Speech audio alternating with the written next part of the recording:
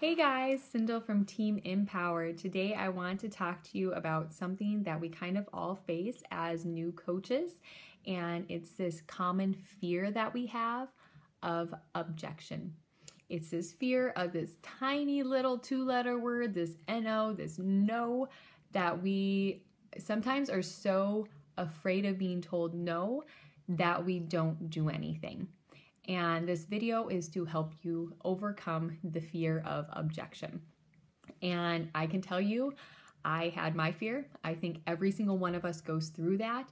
And it's no different than, I have kids, and trust me, they hate being told no. And they throw a fit and they cry and they do all those different things that you're just like, oh my gosh, it's not a big deal. We have to stop acting like the little kid, okay? We have to stop doing that, because when we're inviting people to challenge groups, when we are inviting them to try different products, when we're inviting people to do different things, we have to get over that we might be told no, and that's okay. It's not a big deal. Often when you are inviting to groups, to challenges, to different things like that, to help people better their lives, 1 out of 10 is what the statistic says anyways, will actually say yes. So we hear objections a lot. We hear objections all the time, and we kind of just have to get over it. We often play up this huge dilemma in our minds where we're like, gosh, but what if they say no? Then they're never going to want to talk to me again. We're not going to be friends. It's going to be so awkward when I see them. All of these different things. And really, it's not a big deal. It really, truly isn't. They said no, maybe it wasn't the right time for them. We have to take ourselves and that person out of the equation and just utilize this as we are offering something to them that maybe they are looking for and maybe they're not. And when you look at it that way, if they're not looking for this type of improvement in their life at this time, that's okay. Being told no just means not right now. That it's not something that's for them at this time, and you can always ask again. It's so not a big deal. Hi guys, Sindel here from Team Empower. Today I want to talk to you about something that, as a new coach, or maybe even a coach that's been coaching for a while, it's a fear that I would say is pretty common among us, and that's the fear of objection. It is this tiny little two-letter word, this NO, that keeps us from sometimes doing what we are called to do. As a coach, we are here to help others. We're here to serve them and see what we can do to help them solve their problems and the dilemmas that they have going on with their health. And often we can see it, we know exactly what they need to do, but we're so afraid that they're going to tell us no, or they're going to reject our proposal, that we just don't do it. And you are not going to be successful or a good coach if you do not ask. If you've ever heard the saying that if you don't ask, the answer is always no, that is so true. So keep that in mind. You have to ask those hard questions. We have to step out of our comfort zone, and we have to be prepared to hear no. That's okay. 1 out of 10 people is what the statistic says that will actually say yes to joining a challenge group or joining into something to better themselves. So that's all right. It's not a big deal to hear the word no, but in our minds, especially when we're first starting out, because been there, done that, I've freaked myself out so many times and just didn't do anything because I was afraid, that I just didn't do what I needed to do, which was just asking people a simple question and being prepared to maybe hear a no, and not basically breaking down when they told me no. I think we all play out this huge drama in our heads, like, well, if I ask and then they're going to tell me no, and then when I see them, it's going to be awkward, and what if I have no idea how to answer their questions? I mean, it's just like on and on. We make this thing so big, and really on the other side of it, somebody might get a message or a text, or maybe you just ask in person, and what they're hearing is, hey, I'm doing this challenge group. I'm not sure if you're interested. Do you want to join me? And they go yes or no. That's all. To them, it's not a big deal.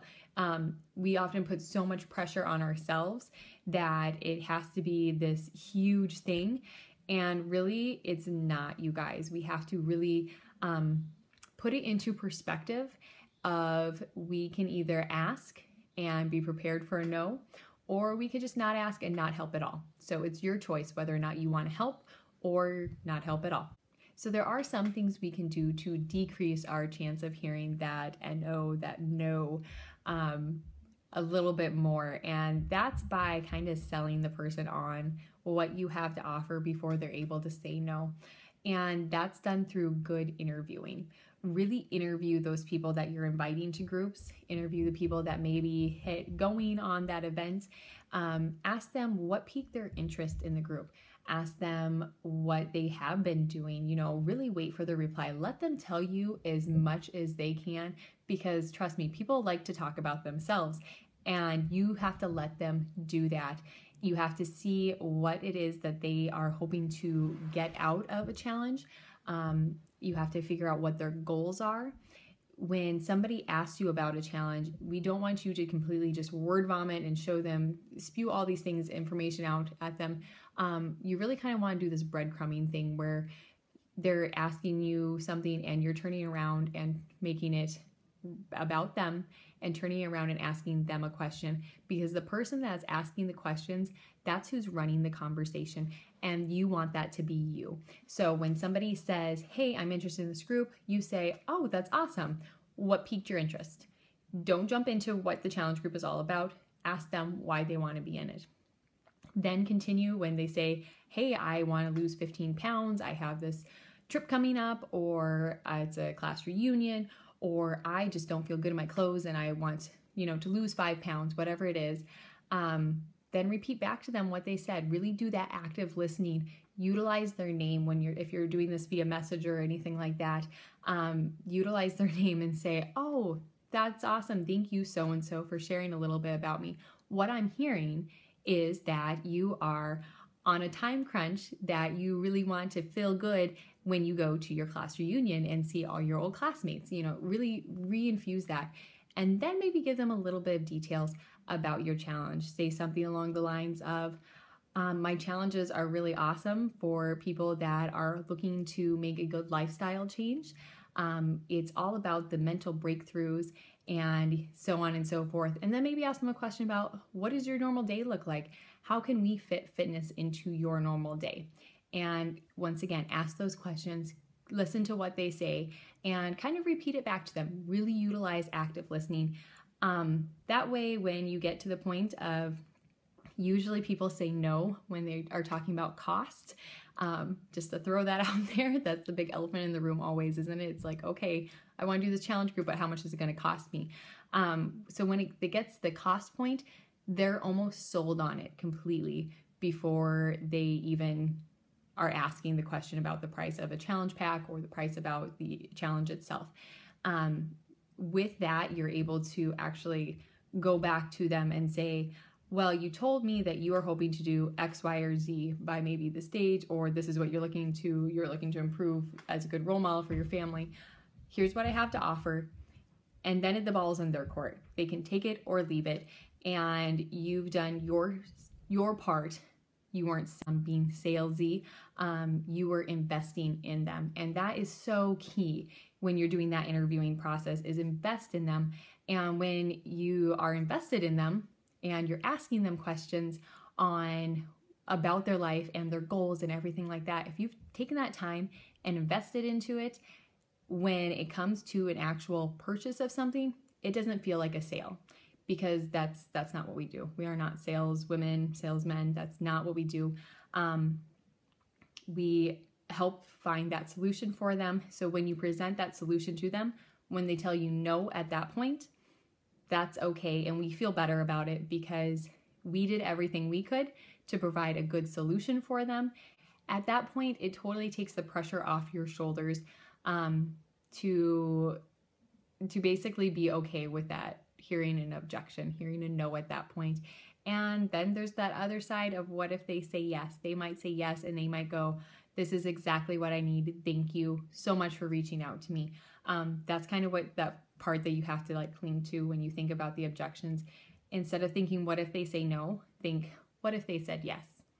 What if you helped them when they were at a moment in their life that they were feeling maybe depressed? Maybe they have been going through so much in their life right now that they just have not been able to think about their health, and you help them focus in on that.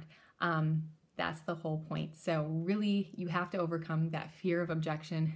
Get over it. Don't make this big dramatic thing.